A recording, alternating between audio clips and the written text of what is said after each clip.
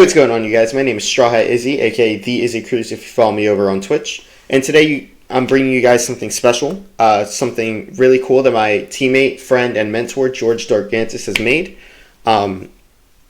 He built this deck because of his love for this archetype and his love for a certain card. And if you guys don't know George, he is a member of my team, the Royal Knights. He started playing back in 1.0, had a lot of success in 1.5, a lot of success in 4, BT4, took a little bit of a break, came back around BT8, did pretty well with Ophanimon Jogress, and then just top 16 with Grandis after not playing pretty much any of the format with Grandis at all. So I'm really happy for his accomplishments, and I think the deck he made is really cool, really strong, and has a lot of neat tricks that he can do. So shout out to George. This is basically his deck. We've just been piloting it on the team and been trying to tweak it as best as possible. But I think he really has it down to science, and it's very strong. So I'll go ahead and start off with the eggs. I won't tell you guys what it is yet, but once we get into it a little bit deeper, then we'll find out. We're playing 4 copies of Digimon. This is the only egg. You don't go into a 5th egg in this meta. 4 eggs is usually really strong, and we don't play enough rookies to even justify a 5th egg. So I think this is very good. Draw 1, pitch 1 is also just super powerful. From there, we are playing 4 copies of Gazimon. Gazimon is very important in this meta because it stops Ophanimon combo. It makes it so that Wergarurumon has a little bit of a harder time to OTK you. Memory boosts are everywhere. And just denying memory in general, playing around Hammer Sparks, things like that, is very strong for this format. So only thing it can't stop is the Tamers that give you memory. So Cool Boy, Yuji, those are off the table. But the additional memory from other effects is very good to stop this format. We didn't really feel like we needed a rookie to replace this because the Floodgate rookies are just really good. Speaking of the Floodgate rookies, D-Reaper is everywhere. D-Reaper, last format, couldn't be seen. This format, everywhere. And I will probably have a D-Reaper deck profile coming up soon, but it's pretty standard at this point, so maybe I'll show it off, maybe I won't. Maybe I'll have a little bit of cool things to show you guys. But Psychmon, very good because this card stops Death Xmon. It stops D-Reaper from doing the crazy things that it does. Really good against BL Star. So really covers a lot of the worser matchups that you would have with this deck, but it's super powerful. Still, the Stingmons, Imperial Ultramon's running around a little bit. It's not as prominent as it was last format, but it's still there. And that is it for the rookies. We only play 7 rookies, which is fine, because we still have the amount of starter cards that we would like in this deck, somewhere between 16 and 18, and that's just 7 of them. For champions, we are playing 4 copies of Gatomon. Gatomon is really good because it just searches a card on play. And then the DNA Jogress sometimes, maybe, comes up. This probably isn't what you guys are thinking as far as the deck. You're probably like, oh, it's a Mastamon deck. And I'm like, no, we're not there yet, guys. Don't worry. But this card's really good, so that's why we play 4 of it. And then we play 2 copies of Black Gatomon. Rush, Retaliation, Bushy GG, as Mario loves to say, is very powerful. The Retaliation Heritable is very good for decks like Black or Greymon if they don't have the X antibody Greymon in their sources, because then it forces them, if they want to swing into your guy, to have to give up that tower, and their towers are more expensive than your towers, so it's a pretty even trade. And then just being able to Bushy GG is very strong. So put this over in the starter card pile. From there, we are playing 4 copies of Andromon from the starter deck. This card is very good, very powerful this format. So on play, what it does is just give your opponent's Digimon security -2. Great. It's inheritable. It's very, very good. So if you have a purple Digimon in play, this Digimon gets security +1. So you get to do that early chip damage, basically what Wergarurumon X is doing, but you don't need as many requirements, in my opinion. So this card's very powerful. We definitely play 4 of it. It's the best ultimate in the deck. From there, we are playing 2 copies of the starter deck Andromon from the original yellow starter deck. So when Digivolving, if you have 3 or less, recover 1. very good, very strong. A lot of times you will be at 3 or less. Only thing I don't like about this card is it's 7k, so you can't bring it back off Health Scythe, but that doesn't entirely matter, to be honest. And then lastly, for our ultimates, we play 4 copies of Angelmon X Antibody. So for those who don't know, when Digivolving, one of your opponent's Digimon gets security -1, so it's really cool in combination with like Health Scything your opponent's thing, it gets security -2. And then you Digivolve over an Angelmon for 0, by the way, which is really good. And then if this Digimon has Angelmon or X Antibody in its source, and you have 5 or less security, you recover 1. So, very powerful cards, the reason we play 4 of it. All of your ultimates are Angelmons in theory. And this card also works with Gatomon. So, the reason we play all of these is because Gatomon can make these 1-cost evolutions, including this one. You won't get that recover, but you will get that sec -1 because that's a whenever you Digivolve effect. And yeah, it's just cheap evolutions to go into our Megas, and our Megas are very good and kind of the heart and soul of this deck. So from there, we are playing 4 copies of Ophanimon Fall Down mode. George has deemed this deck Ophanimon Loop. The whole goal of this deck is to recover, swing with Ophani, make your opponent deal with Ophani, then make your opponent deal with the card that Ophani brings out. And then from there, if they do deal with those cards, you remove their cards in return, and then you loop them all over again by having a stack in the back or like something else. So basically, it is all about tempo. You go ahead and you swing your security +1. If the Ophani doesn't die, that's great because you still have it on the board. If it does die, then you get to bring back Gato. Gato will search your card, and then you get to go right back up a line, and usually right back into another Ophanimon, forcing your opponent to deal with this one immediately after. Ophanimon is very good this format. Only thing that really is okay against it is the Melga, the Metal Garurumon X Antibody, and then the EX2 Melga. But a lot of people are cutting down on those cards, and even if they bounce the Ophanimon, like it's kind of fine, to be honest with you, because you get to reuse it. As long as you get the chip damage in and you give the guy sec -1, like it's a fair trade. On top of that, if they do go into that line, majority of the time they're passing turn, and then we get to remove their stack. And like I mentioned earlier, your stacks are far less impactful than their stacks, so them getting back up to a line is way harder for them than us getting back up into a line. From there, we're playing a couple 1-0s. But Ophanimon is very strong, guys. Like there's no Mastamon in this deck. This isn't a Joggers type of deck.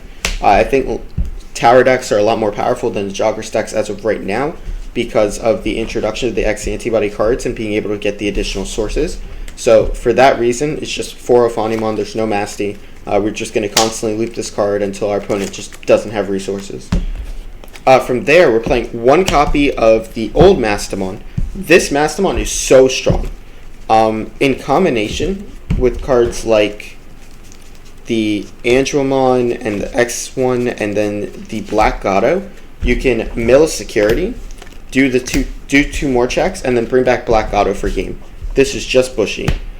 So this card is very powerful. It's George's favorite card in the game, so of course he had to include it. The one of Massey is just so strong. You can loop it in multiple situations, so very powerful type of card. And we don't have that issue that we used to have because Gatomon evolves for 1. Because Gatomon evolves into an Archangel for 1, you would evolve for 1, and then you evolve for 4, and that's only 5 memory. And that's pretty attainable in this format, to be honest with you. And in combination with other cards, Mastamon is really, really strong.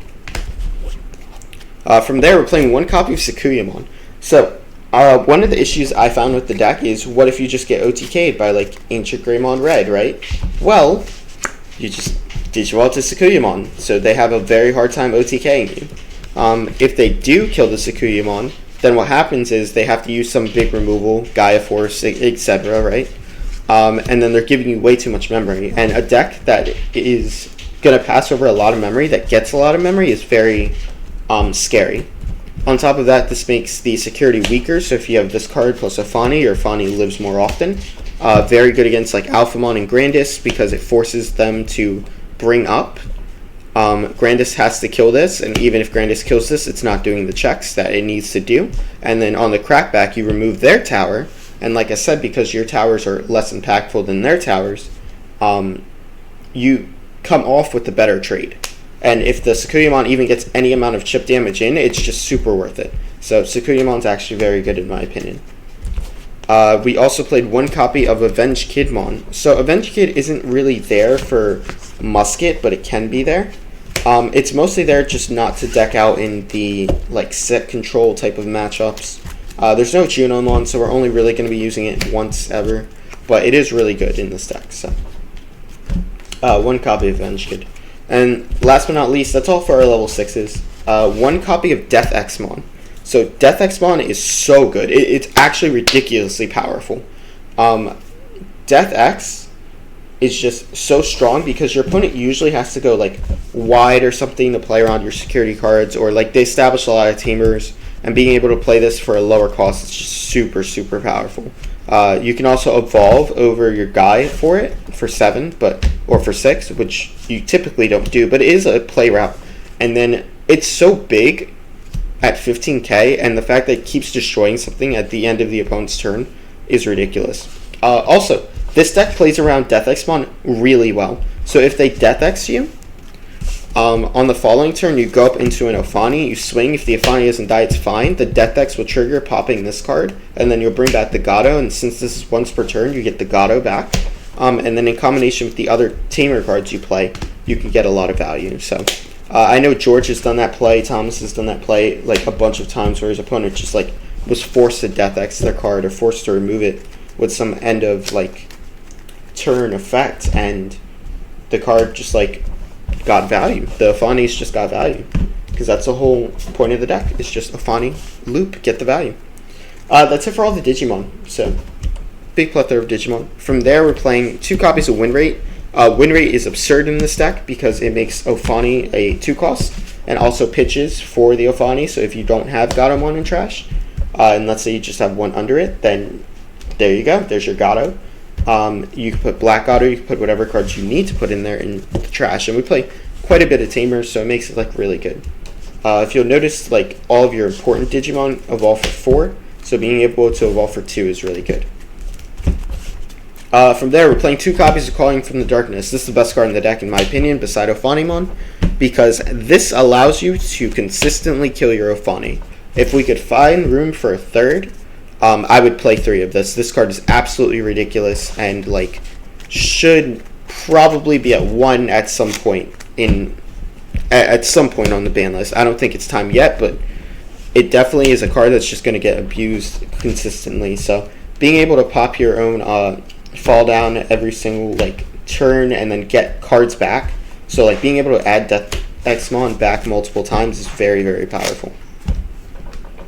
So yeah, Calling from Darkness, super powerful card. Definitely would consider playing a 3rd of it. From there, we are playing 3 of Hellscythe. This card isn't as powerful, so this format as it was last format, so we decided not to play it at 4. But 3 is a pretty good sweet spot. And the reason you still probably play this card, even though it's like not amazing against Alphamon, is the fact that this card brings back this card, this card, which prevents OTKs. So your main target and your main goal is usually have at least one of these in the trash, and then having this card in security is super powerful because bringing back this, giving something sec -2 can mess up their whole math, and then you have a Digimon in which you can evolve over the following turn and have sec +1. So super strong card. Only gonna play it at 3 though, because it's not really a removal type of card. It's kind of just like a stopper that has the ability to remove certain things. From there, we are playing 4 copies of Chaos Degradation. The only out to this card in the game is Congo.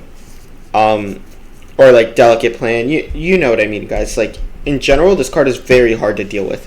So if Hidden Security, it's not amazing, but like being able to play this as your big removal is also really strong. So we have 5 big removal cards as far as like Death X and like Chaos Grid.